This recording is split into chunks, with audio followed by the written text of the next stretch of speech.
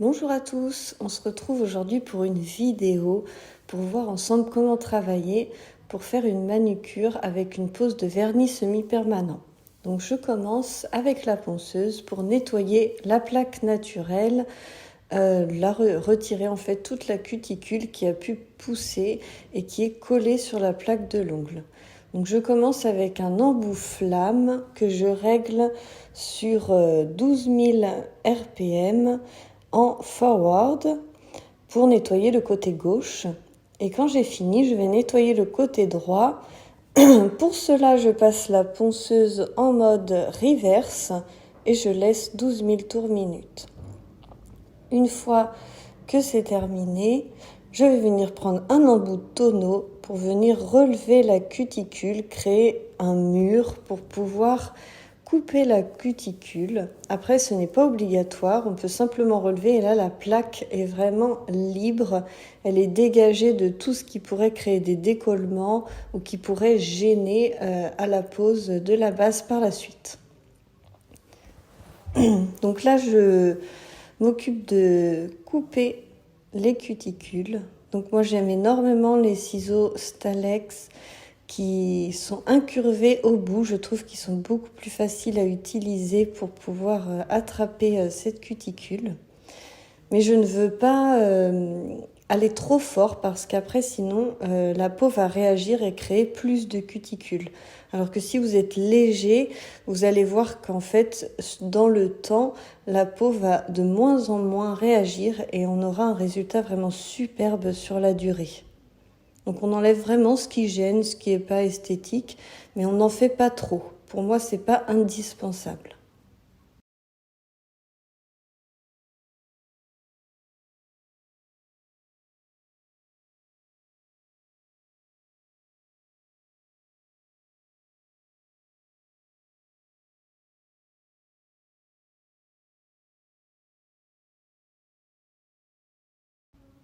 Une fois qu'on a fini les cuticules, on va venir désinfecter avec le désinfectant Inverray qui sent super bon et qui est très efficace. On va venir vraiment nettoyer les poussières et bien désinfecter tout ce qu'on a trituré pour que ce soit vraiment super clean. Et donc pour ça, j'utilise un petit pinceau fin biseauté.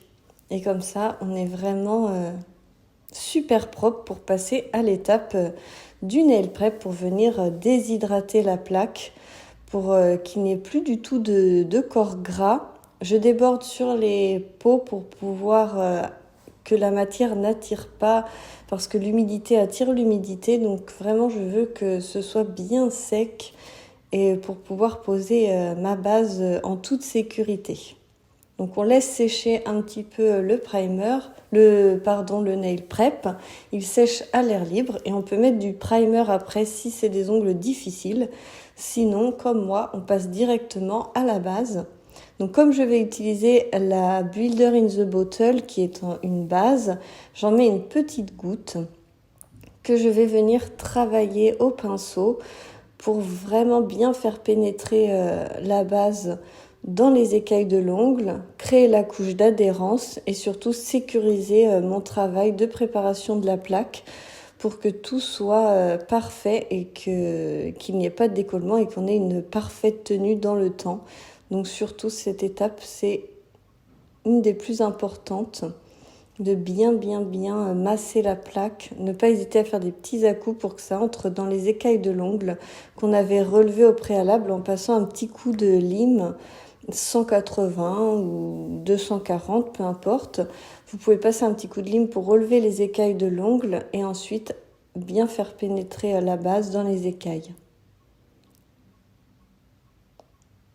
Donc vous voyez, ça se fait vraiment de manière très facile. Et donc j'utilise le pinceau Oval 6 de chez Inverray. Je trouve qu'il est vraiment top pour cette étape.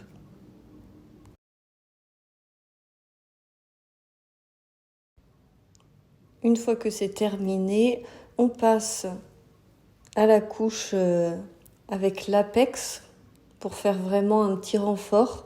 On va venir mettre un petit peu plus de matière et puis créer le bombé pour que l'ongle soit joli, Désolée pour le cadrage, j'ai eu de la difficulté à filmer, mais j'essaie de faire de mon mieux pour que vous puissiez bien voir et comprendre comment pratiquer pour pouvoir bien travailler les produits de la marque Inverray. Donc vous voyez que la Builder in the Bottle se travaille vraiment très facilement. J'ai même pas besoin du liner parce que avec la pointe du pinceau, ça va tout seul. On voit bien que là, l'ongle est bien bombé, bien lisse, qu'il n'y a même pas besoin de l'image. C'est vraiment superbe. Pour vous montrer un autre aspect, je vous avais parlé que la Builder in the Bottle pouvait se travailler en pansement gel. Donc vous voyez, vous mettez un petit chablon. Il n'y a pas besoin de le découper comme l'ongle est déjà assez long. Donc il n'y a pas vraiment besoin de le découper, simplement de le positionner pour avoir un support. Donc c'est très facile et on peut être débutant et pas savoir découper un chablon. Comme ça, on peut utiliser quand même cette technique. Et là, on va venir en fait tout simplement refaire les angles parce que là, l'ongle avait été limé et on avait perdu les angles. Donc on va venir remettre de la matière pour recréer en fait ces petits angles. Et vous verrez que voilà, tant que ça reste 1 ou 2 mm, il n'y a aucun souci. Donc moi je déborde un petit peu plus parce que du coup je vais venir limer quand même pour que ça soit bien uniforme. Parce que c'est pas évident quand même de mettre la base sur le chablon. Donc on fait un petit peu plus large pour pouvoir rectifier à la lime. Mais on vient voilà, refaire le carré parfaitement. On fait attention aux zones de stress, de bien récupérer de chaque côté pour que l'ongle soit bien couvert dans la base. Et une fois que ça a catalysé, on dégraisse avec le cleaner, on enlève le chablon qui colle bien. Et là, pareil, désolée pour la vidéo, mais j'ai du mal à filmer. Et donc là, on vient limer pour remettre en forme et voir qu'on récupère parfaitement les petits angles, les petits coins pour pouvoir faire un joli carré. Vous voyez que les autres ongles, je les ai faits. Il n'y a quasiment pas de besoin de l'image pour ces techniques, juste un petit peu là quand même. Et une fois qu'on a fait ce qu'on appelle un squelette, c'est juste refaire le soutien, on va venir après remettre de la base pour pouvoir recréer le bombé, travailler comme si c'était l'ongle naturel en fait. Là, on est juste venu faire le support parfait.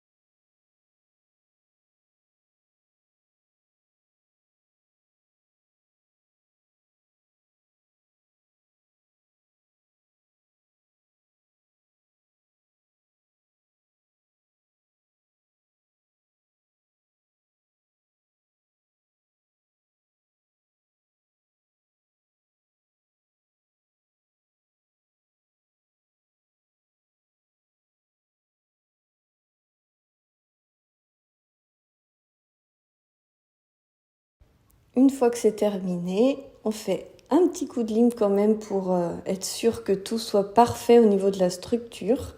Et puis ensuite, je viens poser mon vernis semi-permanent. Ce que j'adore le plus chez Inverray, c'est vraiment leur vernis semi-permanent. Ils sont incroyables. Vous allez voir qu'en une couche, c'est juste sublime. On le voit sur le petit doigt à côté. C'est superbe. Ça s'auto-lisse. Ça donne un rendu vraiment magnifique, lisse, brillant, superbe. Et comme j'aime bien que ce soit parfait, je vais finir le contour avec un pinceau liner. Donc moi, j'affectionne particulièrement le 5 mm. Mais si vous n'êtes pas à l'aise, il existe aussi en 7 mm. Et donc là, je viens faire le contour. On voit rien du tout, mais vous imaginez bien, on vient passer tout doucement autour pour combler et être plus proche de la cuticule pour gagner du temps à la repousse. Que ça soit vraiment très joli, qu'on a l'impression que le vernis sort directement de la peau. Ça, je trouve ça vraiment superbe, ce rendu-là.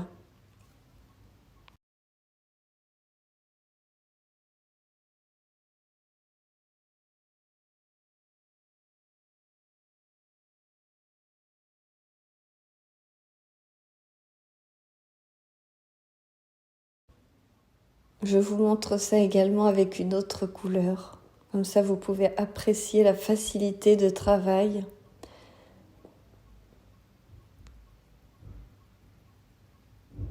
Donc on voit bien que ça se pose vraiment d'une facilité déconcertante. J'ai jamais testé mieux au niveau des vernis semi-permanents. Ceux-là, c'est vraiment incroyable, leur facilité de pose et leur résultat qui est juste à couper le souffle à la fin. Même pour les débutants, c'est vraiment hyper facile d'utilisation.